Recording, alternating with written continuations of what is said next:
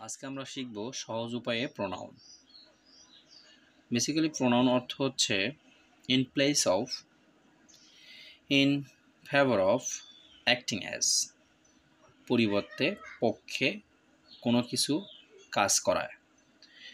মোট কথা প্রোনাউন শব্দটি যে মিনিংগুলো আমাদের বলে দেয় সেটা হচ্ছে পরিবর্তে, পক্ষে অথবা কোনো কিছুর মতো কাজ করা।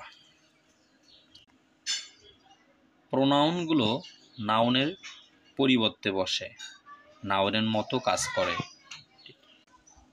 আমরা অনেক প্রোনাউন সম্পর্কে জানি না বা চিনি না। প্রোনাউন সম্বন্ধে যে জানি না বা চিনি না এই কারণগুলো উল্লেখ করে আমি আমার প্রোনাউনের জাদু বের করব। আমরা শুধু চিনি শি, হি, ইউ, আর কিছু জানি না অনেকেই। তো প্রোনাউনের প্রকারভেদের মধ্যে এটি এমন একটি প্রকারভেদ, পার্সোনাল প্রোনাউন। এটি সহজ করে বলতে গেলে ব্যক্তি বা বস্তু নামের পরিবর্তে, ব্যক্তি এবং বস্তু এখানে দুইটি নামের পরিবর্তে আমরা পার্সোনাল প্রোনাউনকে ব্যবহার করতে পারি। ব্যক্তির পরিবর্তে আমরা ব্যবহার করতে পারি আই, উই, হি, শি, কিন্তু বস্তুর পরিবর্তে অল টাইম আমরা ইট ব্যবহার করব। 2 নম্বর যে প্রোনাউনের কথা বলছি, পসেসিভ প্রোনাউন। সাবজেক্টের অধিকারে কোনো জিনিস থাকলে তখন আমরা পসেসিভ প্রোনাউন ব্যবহার করি, যা আমরা অনেকেই জানি না। Like that, mine, his, yours, hertz.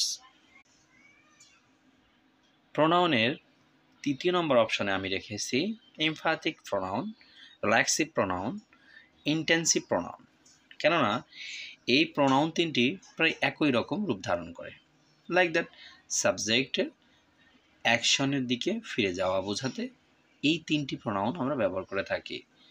এই প্রোনাউন উদাহরণগুলো হচ্ছে my self, your self, himself, যা আমরা অনেক সময় ইউজ করে থাকি, আদৌ জানি না আসলে কি এটা কোন পার্টস অফ স্পিচ। আমি একদম প্রোনাউনের শেষ পর্যায়ে আসছি।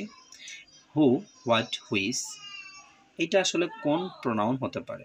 এটা বেসিক্যালি 2টি প্রোনাউন হতে পারে। এটা রিলেটিভ প্রোনাউন অথবা ইন্টারোগেটিভ প্রোনাউন। কখনো রিলেটিভ প্রোনাউন, আবার কখন ইন্টারোগেটিভ প্রোনাউন।